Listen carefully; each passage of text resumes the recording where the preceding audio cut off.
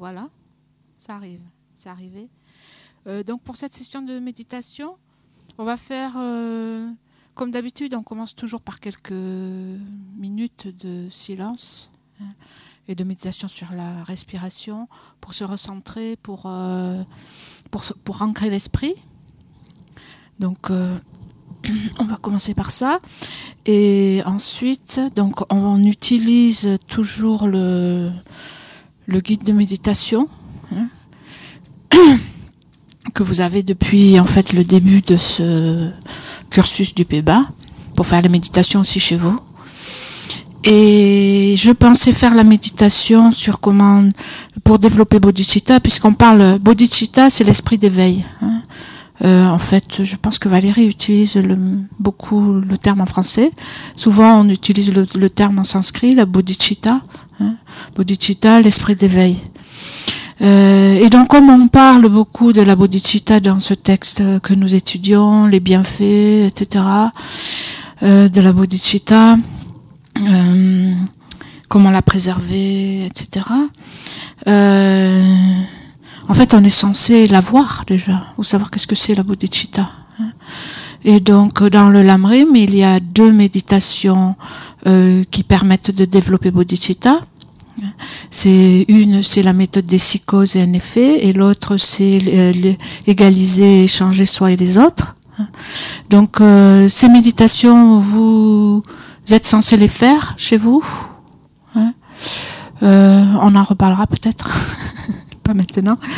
Mais bon, je suppose que vous êtes plus ou moins familier. Qui c'est qui connaît cette méditation déjà, des 6 causes et effets? En effet, parce que je sais qu'il y a aussi des gens qui sont un peu nouveaux dans le programme et ou il y en a peut-être qui sont juste des auditeurs. Mais juste pour voir, pour que j'ai une idée un peu de qui c'est qui connaît cette méditation. D'accord.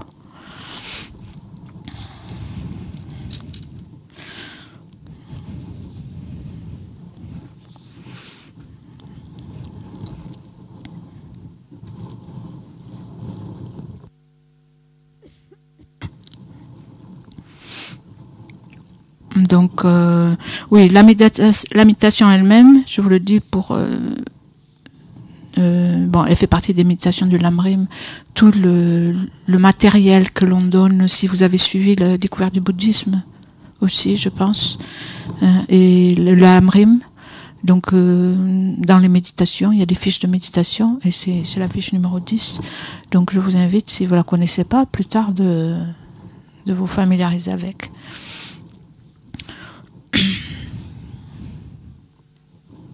Donc on peut commencer par quelques minutes de méditation silencieuse où on prend la posture de la méditation. Le point le plus important, c'est d'essayer vraiment de garder le dos droit, de ne pas s'affaisser, parce que la posture ferme va nous aider à garder aussi un esprit ferme et éveillé. Un des dangers dans la méditation, c'est de s'endormir, comme vous le savez peut-être. Donc, on fait les 2 grands dangers. Un, c'est l'agitation mentale. Quand on n'arrête pas de penser à tout et à rien, on est très très distrait. Ça, c'est un des problèmes. Et l'autre problème, c'est le relâchement mental qui peut aller vers la torpeur et le sommeil. Donc, il faut essayer de se garder de ces 2. Donc c'est important évidemment. Donc à tout prix, il faut essayer de reconnaître ces 2, quelle que soit la méditation que l'on fait, même ici une méditation analytique. Il faut essayer de se préserver de ces 2 écueils, donc les reconnaître. Et si on s'aperçoit l'esprit est tombé sous l'influence du relâchement ou de l'excitation mentale, donc y remédier. Donc pour ce faire, vous pouvez rétablir votre posture, vous tenir droit.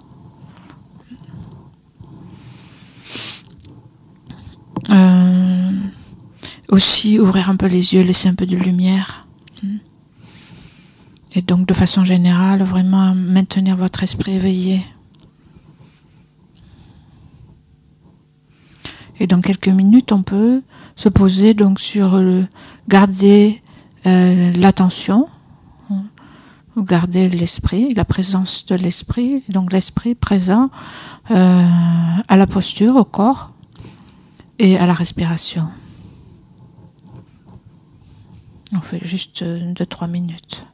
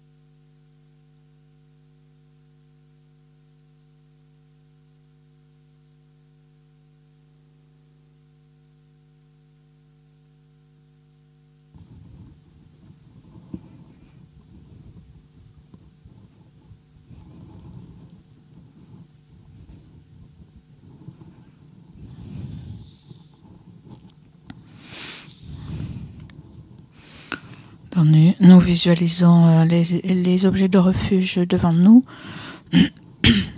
Donc, ou pour simplifier, juste le Bouddha, qui représente en fait tous les objets de refuge.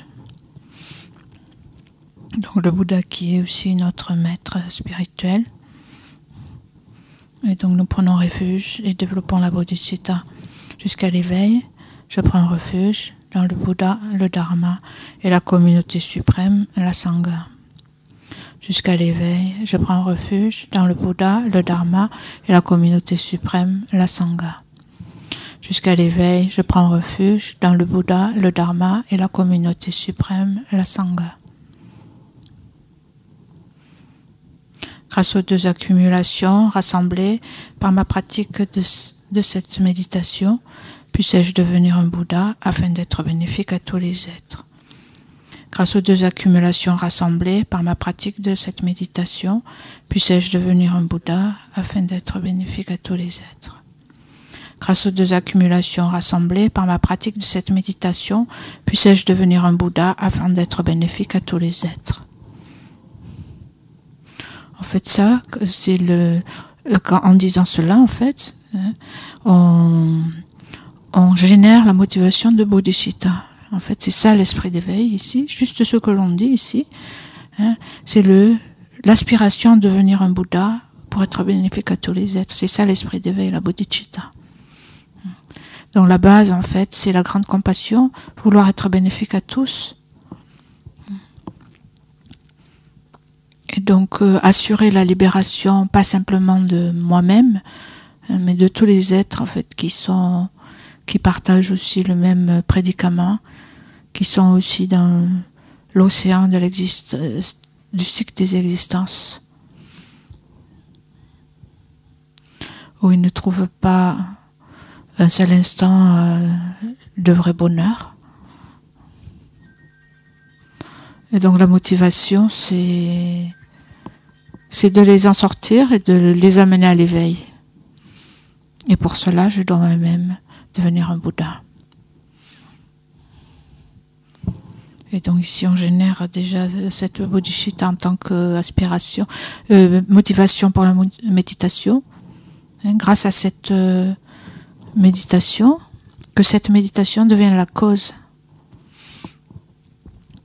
pour que j'atteigne l'éveil pour le bien de tous les êtres. Et c'est dans ce sens-là que je m'engage dans cette méditation.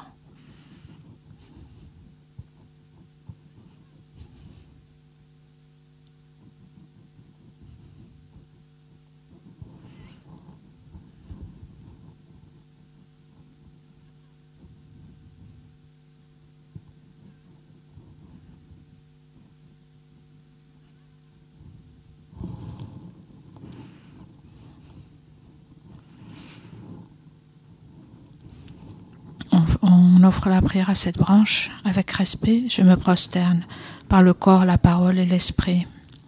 Je présente des myriades de toutes sortes d'offrandes, réelles et imaginées. Je confesse toutes les actions négatives accumulées depuis des temps sans commencement et me réjouis des mérites de tous les êtres saints et ordinaires.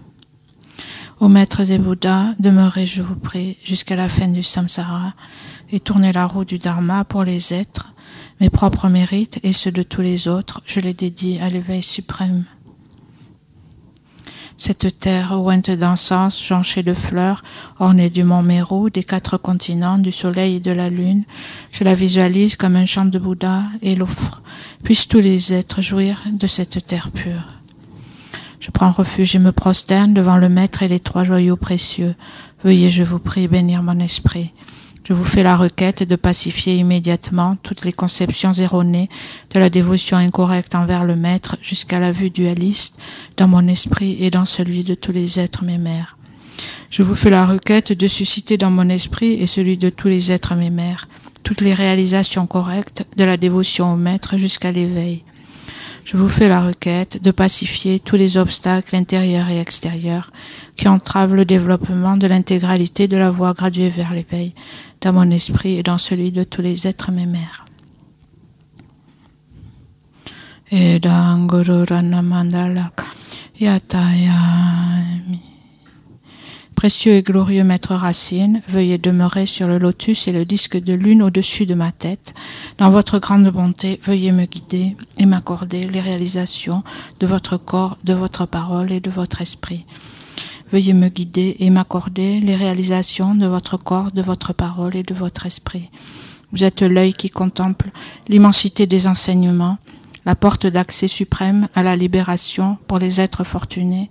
À l'aide de vos moyens habiles, vous nous pacifiez avec amour. Ô Maître spirituel qui nous éclairez, je vous invoque. Puissais-je à aucun moment ne laisser surgir en moi la moindre vue fausse envers les actions du Maître glorieux. Puissais-je considérer toutes ces actions comme pures et avec cette dévotion recevoir les bénédictions du Maître dans mon cœur.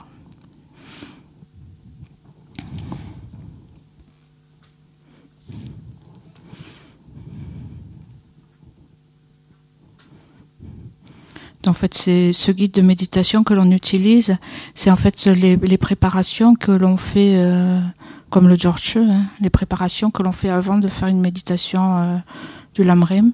Et donc, c'est basé beaucoup sur la requête au Maître de recevoir les bénédictions, puisque, donc, comme il est dit, la racine du chemin, la racine du sentier, c'est-à-dire la racine de toutes les réalisations, la source de toutes les réalisations, c'est le Maître. Et c'est la relation au Maître, et c'est en recevant en fait les bénédictions ou l'inspiration éveillée, l'inspiration du Maître, l'influence éveillée du Maître, et c'est comme ça que l'on transforme son esprit. Et donc sans la racine, sans la source, il n'y a pas de réalisation sur le sentier. Et donc c'est pour cela que, en fait, on fait la requête au Maître et on visualise le Maître au-dessus de notre tête. Et donc, pour nous aider, pour nous inspirer pendant cette méditation, quelle que soit la méditation que l'on fait d'ailleurs, ou la pratique que l'on fait.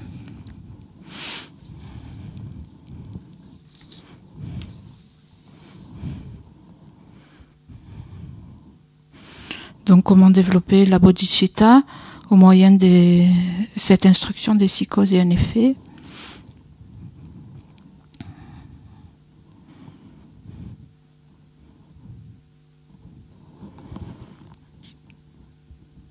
Donc la bodhicitta, qui est l'aspiration en fait à éteindre l'éveil pour le bien de tous les êtres, s'appuie sur la grande compassion. La grande compassion qui ne supporte pas la souffrance de tous les êtres, qui veut libérer tous les êtres de la souffrance. En fait, sur l'amour et la compassion. Dans l'amour qui veut les établir dans le bonheur, le pur bonheur, le vrai bonheur de la libération complète de la souffrance, et qui veut les conduire à l'éveil. Donc c'est ça là, qu'on essaie de développer. Développer l'amour, la compassion. Et donc, pour développer l'amour et la compassion, ici on parle de l'amour et la compassion pour tous les êtres. Souvent, l'amour, la compassion, c'est pas que c'est quelque chose de complètement étranger, qu'on n'a pas du tout. On a de l'amour, de la compassion. Mais souvent, c'est très, très partiel. C'est pour les gens qui nous sont proches, mais pas pour les autres. Ici, ce qu'on essaie d'établir, c'est l'amour et la compassion pour tous les êtres de l'univers. Et donc, pour arriver à développer ces pensées, puissent tous les êtres posséder le bonheur et ses causes, puissent tous les êtres être libérés de la souffrance et de ses causes. Pour arriver à développer ces pensées envers tous les êtres, il faut développer, se sentir proche, se sentir proche de tous les êtres.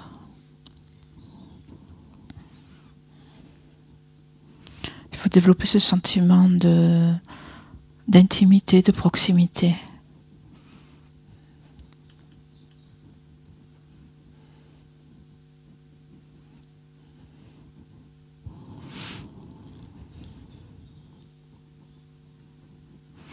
Et donc, le préliminaire, en fait, pour développer ce sentiment de proximité avec tous les êtres, c'est l'équanimité. L'équanimité, lorsqu'on développe l'équanimité, ou on médite sur l'équanimité, en fait, on arrête l'attachement qu'on a envers certains et l'aversion qu'on a envers les autres.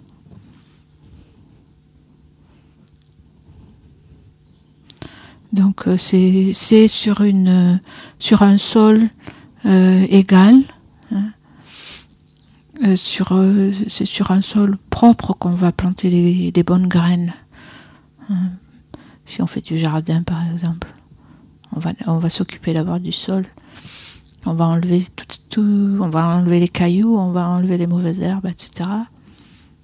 Et donc ici c'est pareil, c'est sur un sol propre et égal, sans pierre, sans aspérité, que l'on va pouvoir développer l'amour et la compassion pour tous. Donc on peut penser que tous les êtres aspirent au bonheur et ne veulent pas souffrir. Et donc l'attitude que j'ai, on a cette attitude en général. Dans un groupe de personnes, on peut regarder en nous-mêmes certaines personnes. Quand on voit certains, en fait, ce sont des amis. On a ce sens de ne pas vouloir être séparés, de vouloir être proche, de ne pas vouloir être séparés. Une certaine attraction. Et d'autres personnes ont un sentiment d'aversion.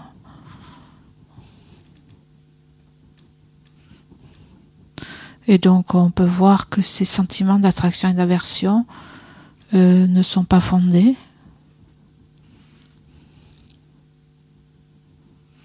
Parce que souvent les raisons pour lesquelles on est attiré par certaines personnes, on les considère comme des amis, et on a de l'aversion pour d'autres, ce sont des raisons très petites en fait.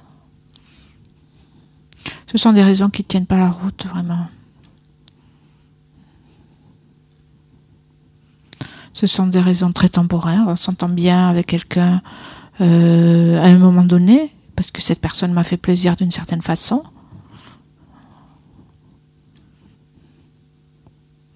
Et il y en a une autre personne, je peux avoir de l'aversion vers elle, aussi par rapport à quelque chose qu'elle m'a fait à un moment donné. Elle m'a peut-être, tout simplement, elle m'a peut-être regardé de travers, ou alors cette personne a une apparence ou a des traits de caractère, ou quelquefois ça peut être des choses assez anodines qui me déplaisent. Et à partir de là, je développe un sentiment d'aversion vers quelqu'un.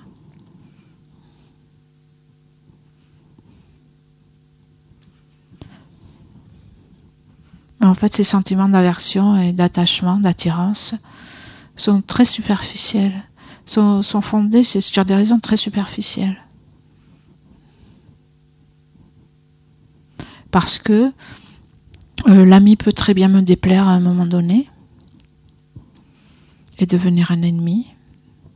C'est quelque chose qu'on voit tous les jours dans nos vies et autour de nous. Et l'ennemi peut tout d'un coup, ou la personne avec qui je ne m'entends pas très bien ou que je n'aime pas trop, peut tout d'un coup avoir un comportement qui m'étonne et qui me plaît. Et du coup, je me trouve... cette personne va se retrouver dans la catégorie des amis, presque d'un moment à l'autre.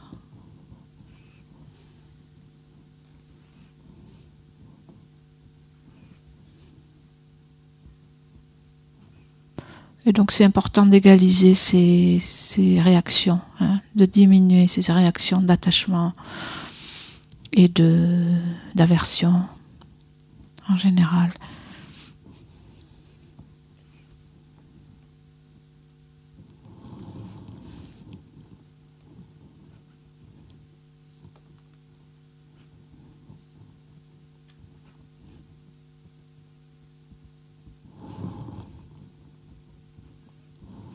Et de voir que cette l'attitude de vouloir être bénéfique à ce que je considère proche et de nuire ou de manquer de venir en aide aux autres que je considère comme éloignés de moi, cette attitude en fait elle est incorrecte. Enfin, on peut voir ça, c'est comme un gros rocher dans notre champ, dans le champ dans lequel on veut développer la bodhicitta. Il faut absolument se débarrasser de ce gros rocher, hein. Ces réactions exagérées d'attachement vers certains, d'aversion vers d'autres.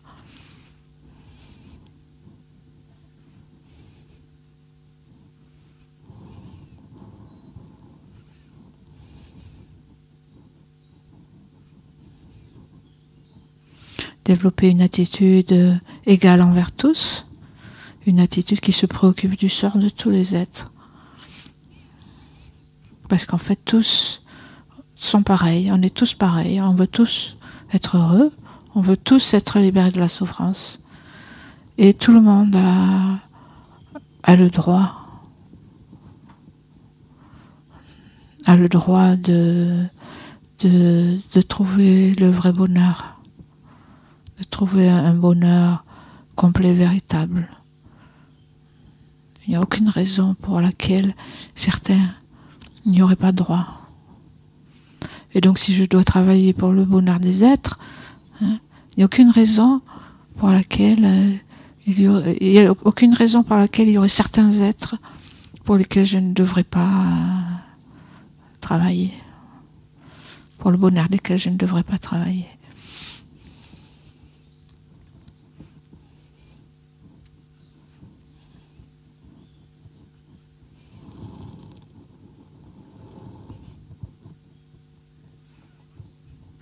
Et ensuite, donc dans la méthode des 6 causes et un effet, l'effet c'est développer l'esprit d'éveil et les 6 causes ce sont des étapes qui nous amènent à développer l'esprit d'éveil.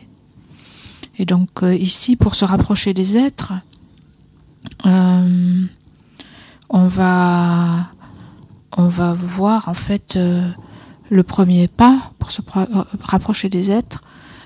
On va voir tous les êtres en fait comme étant nos mères, comme ayant été nos mères.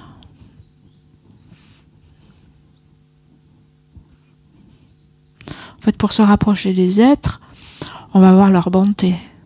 On va les considérer sous cet aspect, l'aspect de leur bonté. En fait, donc il y a plusieurs façons dans les enseignements bouddhistes de considérer la bonté des êtres. De façon générale, on peut voir que tout ce qu'on a dépend des autres. Tout ce qu'on est dépend des autres.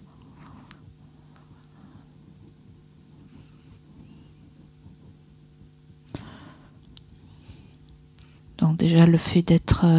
quelqu'un nous a donné ce corps, quelqu'un s'est occupé de nous pour que l'on soit vivant, que l'on soit arrivé à l'âge que l'on a.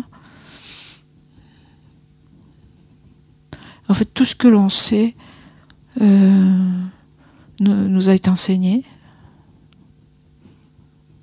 Tout ce que l'on a est venu en fonction aussi des autres.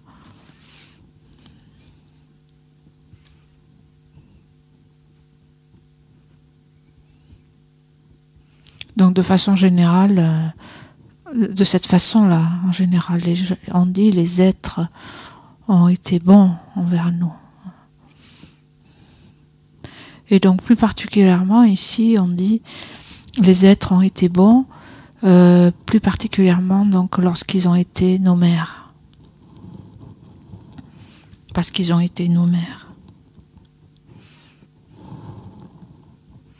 Et donc dans cette vie-ci, j'ai eu une mère qui m'a mis au monde et qui s'est occupée de moi. Et donc la mère, on peut voir que dans les enseignements et dans la vie aussi, on prend l'exemple de la mère parce qu'en fait la mère est l'exemple le plus répandu de quelqu'un en fait qui chérit quelqu'un d'autre plus que soi-même et qui ferait tout en fait pour son enfant. Donc évidemment, on peut bien trouver des mères qui font pas forcément tout pour leur enfant, mais en général, l'exemple de dévotion la plus profonde et la plus complète que l'on trouve dans la vie, c'est la dévotion d'une mère pour son enfant. Et donc, tout comme dans cette vie, j'ai eu une mère, dans toutes mes vies, j'ai eu une mère qui s'est occupée de moi. Donc en fait, on estime qu'il n'y a pas de début au continuum de l'esprit. Et donc si l'esprit n'a pas de commencement, donc la naissance est aussi sans commencement.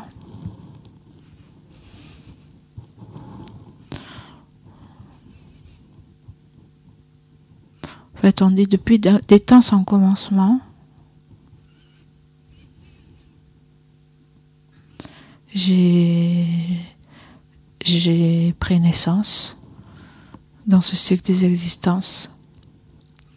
Et à chaque naissance, j'ai eu une mère qui s'occupait de moi.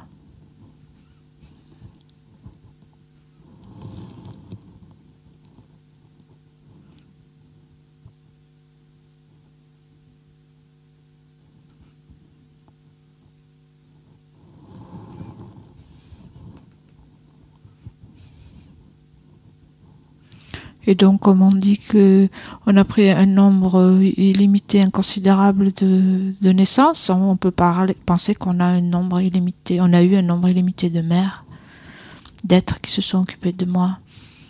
Donc, soit en tant que mère, soit en tant que père, ou soit en tant que quelqu'un de très proche de nous. Donc, dans toutes nos vies, nous avons été aidés.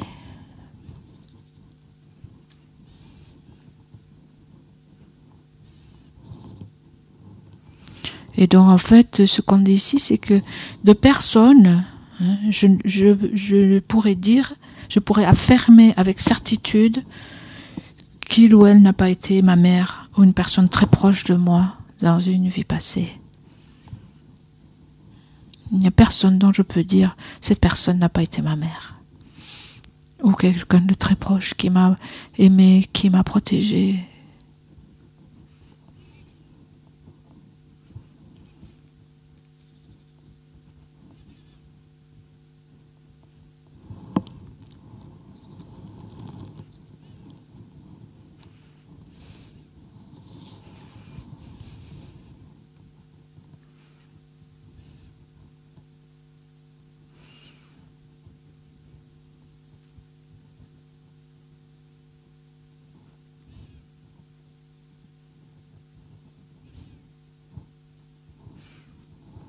Et donc si on pense par exemple à notre mère, et donc si c'est pas notre mère directement, mais il y a eu une personne, soit notre père, soit quelqu'un de proche, en fait, qui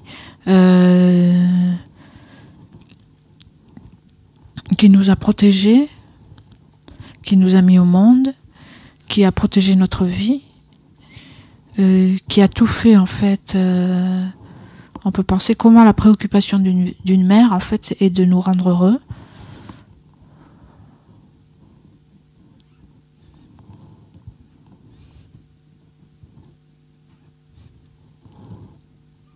Donc on peut penser en fait comment notre mère s'est occupée de nous, particulièrement quand nous étions très petits, quand nous étions enfants.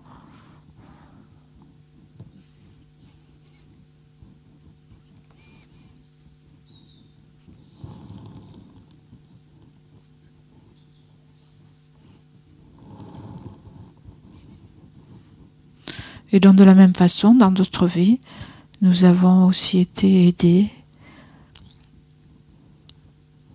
protégés, de la même façon.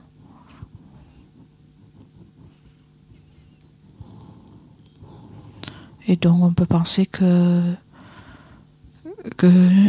notre père et tous nos proches ont aussi été nos mères. Et tous les autres en fait êtres qui sont pas forcément proches de nous ont aussi dans une autre vie joué ce rôle.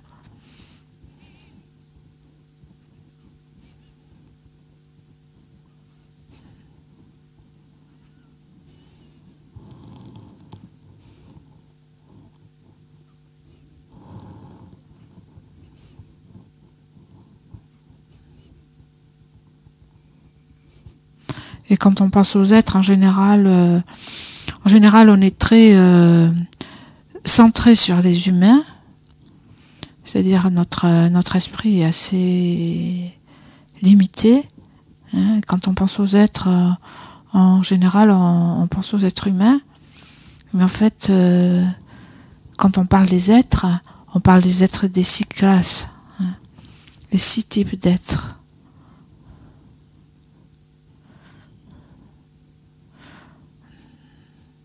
Donc maintenant nous sommes des êtres humains, mais ça ne veut pas dire qu'on a toujours été des êtres humains. Et que même lorsqu'on a été, on est rené dans d'autres états d'existence, nous avons eu une mère qui s'est occupée de nous.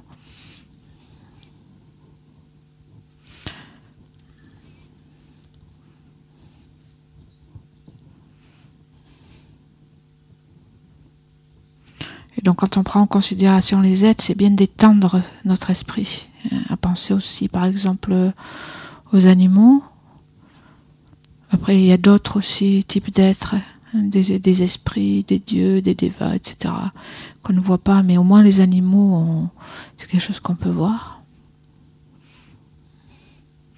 Récemment, j'ai entendu un chiffre, une étude qui disait que pour un être humain, le nombre d'animaux ou d'insectes est de 1 avec 24 zéros après, pour un être humain. Le nombre d'animaux et d'insectes. sur cette planète.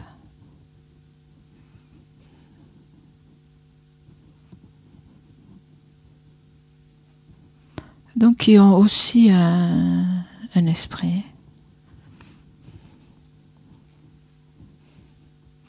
qui souffrent, qui ont des sensations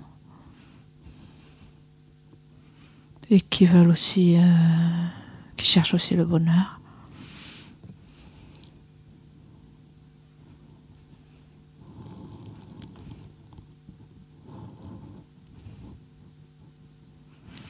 D'aucun de ces êtres, je ne peux dire qu'il n'ait pas été quelqu'un de très proche dans une vie passée, qui a pris soin de moi au péril de sa vie.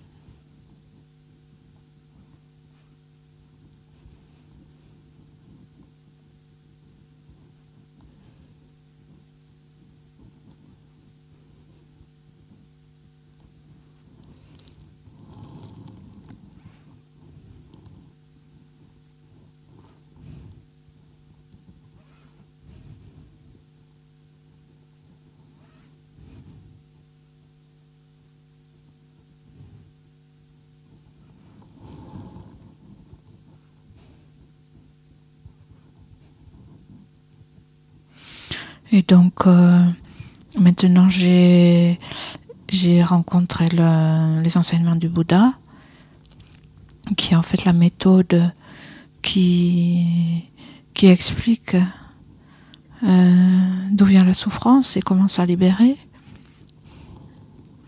Et donc, si je ne pensais qu'à ma propre libération de la souffrance, si je pensais, en fait, m'en libérer, sans penser en fait à tous les êtres qui ont été mes mères, et donc en les laissant seuls derrière, sans recours et immergés dans la souffrance. Donc comme cette attitude serait égoïste.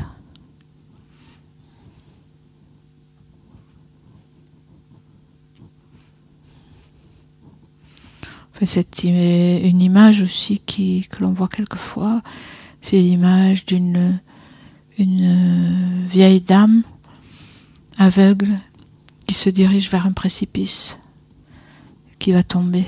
En fait, qui représente en fait tous ces êtres qui ont été mes mères et qui sont aveuglés par l'ignorance. Et donc si moi j'ai des yeux, j'ai des jambes et j'ai des bras, je dois l'empêcher de tomber.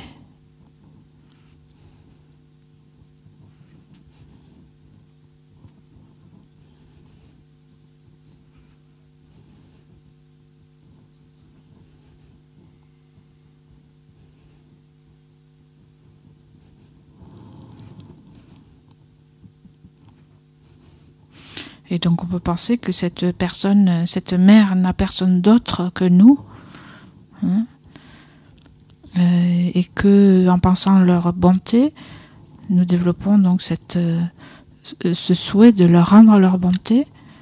Et donc comment leur rendre leur bonté? Évidemment, on peut leur rendre des services autant que possible, mais le vrai service en fait, hein, que l'on peut rendre à tous les êtres qui ont été mes mères, c'est de les libérer complètement de la souffrance pour toujours et de les amener en fait sur on est de l'autre côté de l'océan des souffrances, sur une terre ferme de la libération.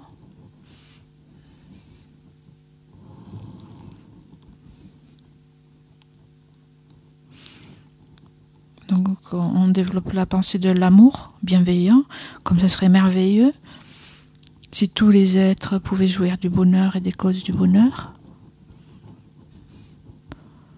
Donc jouir d'un vrai bonheur qui ne connaît plus jamais la souffrance.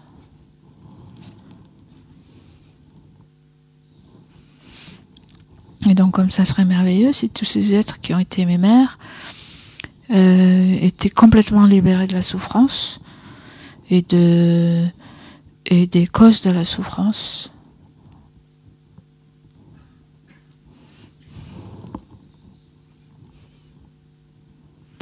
Donc tant que tous les êtres sont sous l'influence du karma et de l'ignorance, des perturbations de l'esprit, principalement l'ignorance, donc ils sont complètement aveugles.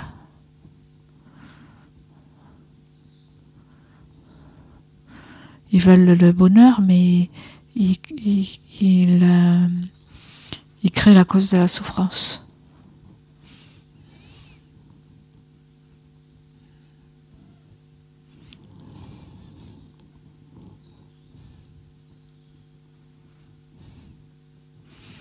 Et donc, tant qu'ils sont dans ce cycle, ils sont soumis, ils sont jamais au-delà de la souffrance. Donc comme ça serait merveilleux si tous les êtres étaient libérés de la souffrance et de la cause de la souffrance.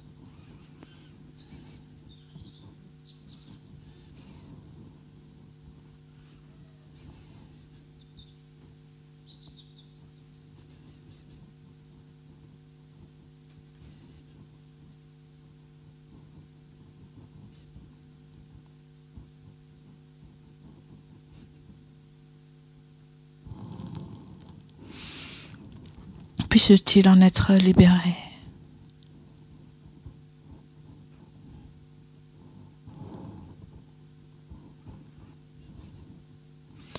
Moi-même, je les libérerai de la souffrance et de ses causes.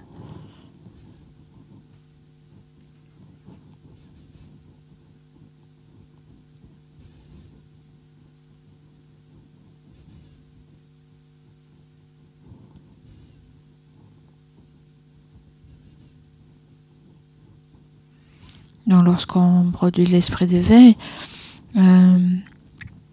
justement la 6e cause, ayant développé l'amour et la compassion, la 6e cause, c'est, quelquefois on l'appelle l'intention supérieure, ou la responsabilité universelle. Et donc on ne s'en tient pas juste au souhait de voir tous les êtres être libérés de la souffrance et de ses causes, mais on prend la responsabilité. Moi-même, je m'engage à libérer tous les êtres de la souffrance et de ses causes.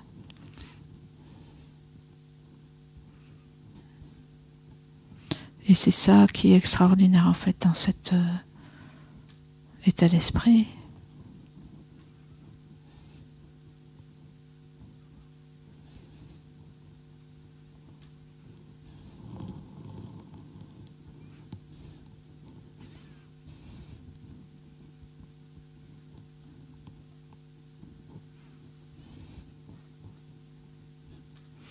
Et donc, ensuite, l'effet, les 6 causes, l'effet, c'est de penser, en fait, comment je vais faire pour libérer tous les êtres de la souffrance. Est-ce que je suis en état de libérer les êtres de la souffrance? Dans la situation actuelle, je ne peux même pas me venir en aide à moi-même. Comment je vais faire pour libérer? Je peux même pas moi-même, je ne suis pas libérée de toute la souffrance. Comment je vais faire pour libérer tous les êtres?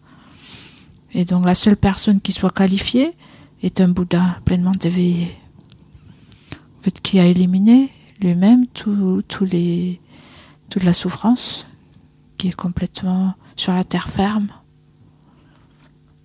qui a développé toutes les qualités.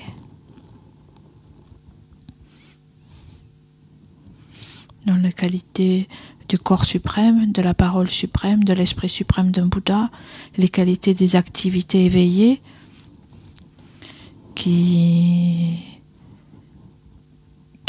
s'engagent en fait sans cesse pour le bien des êtres.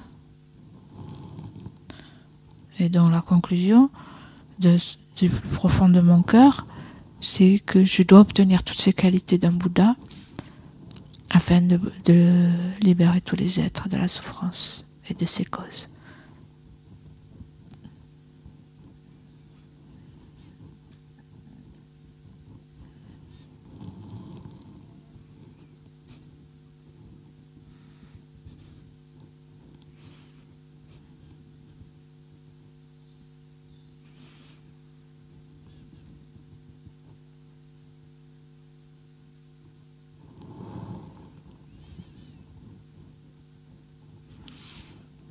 Donc l'esprit d'éveil avec ces deux aspirations, l'aspiration de devenir un Bouddha et l'aspiration d'être bénéfique aux êtres complètement et de les mener complètement au-delà de toutes les souffrances.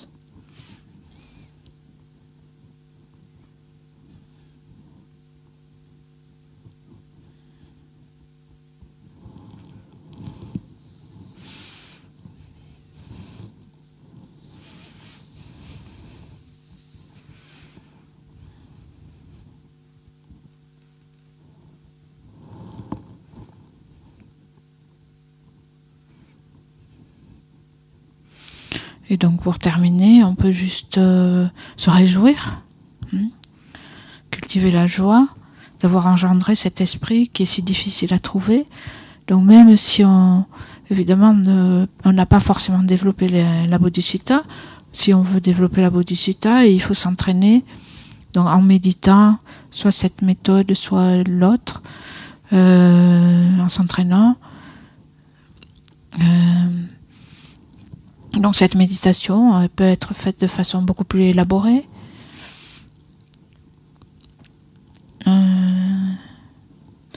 Et donc, même si on n'a pas développé la bodhicitta, on a une certaine idée, on est exposé à cet enseignement.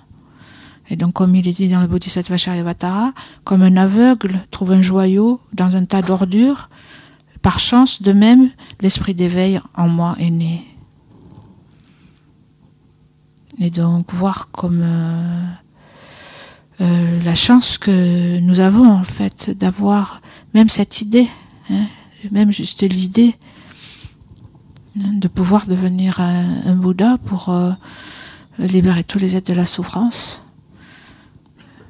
Et donc cette aspiration est comme un joyau qu'un aveugle aurait trouvé dans un tas d'ordures. Donc un aveugle qui est démunis, comme nous le sommes, comme je le suis par rapport aux méthodes en fait, pour trouver le vrai bonheur par rapport au sentier. Et donc grâce aux enseignements et au pouvoir de l'éveiller, du Bouddha, j'ai trouvé ce joyau. Et donc on peut se réjouir.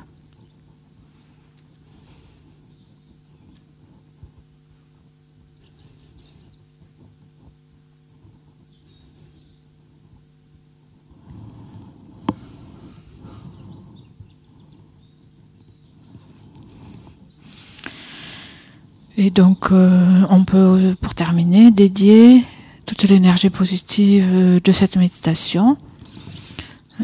Donc grâce à cette énergie positive et ces mérites, cette vertu, puisse le précieux esprit d'éveil naître en fait là où il n'est pas né, et là où il est déjà né, puisse-t-il se développer de plus en plus, donc dans nos cœurs et dans le cœur de tous les êtres.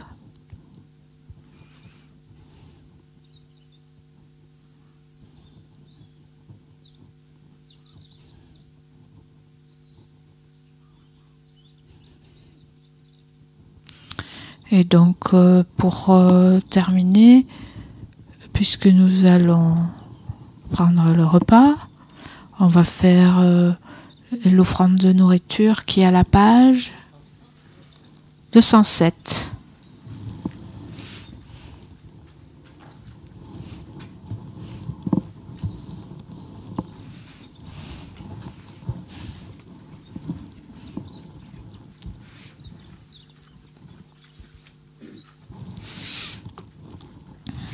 Om Aho, Om Aho, Om Aho. Lama Sangye Lama Chödeshe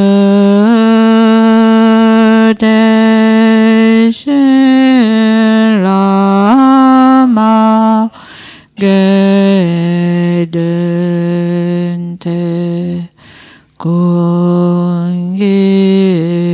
je palama te la manala je babo.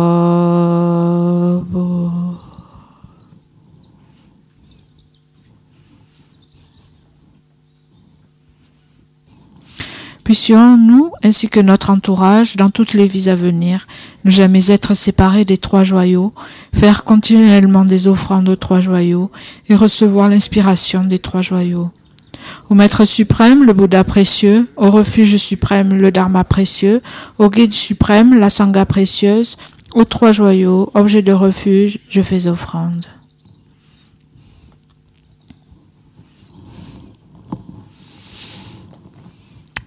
Merci. Donc à 15 heures, à 15 heures, ce sont les groupes de discussion. Hein. Donc les groupes de discussion sont réservés pour les personnes qui sont inscrites au PEBA. Hein. Maintenant, s'il y a des personnes qui ne sont pas inscrites au PEBA et qui veulent faire discussion, si vous êtes plusieurs, vous pouvez en fait venir et faire discussion entre vous. Hein. En fait, la raison pour laquelle on différencie les gens qui sont inscrits et pas, c'est parce que les gens qui sont inscrits, en fait, ont déjà étudié avant, hein, ont étudié le lamrim, etc. Et donc, ont déjà, ou au moins sont censés avoir un certain niveau, hein, parce qu'il y a des critères pour s'inscrire. Hein. Maintenant, si vous n'êtes pas inscrit et que vous voulez faire quand même discussion, venez et puis on peut faire un groupe. Hein. Par contre, demain après-midi, parce que Françoise, elle s'est un peu fait des nœuds quand elle a fait les... Enfin, je sais pas si c'est Françoise d'ailleurs, qui a fait l'emploi du temps qui est affiché à la porte. Hein. Demain, ça sera une révision. Hein. Une révision à 3 heures. Hein.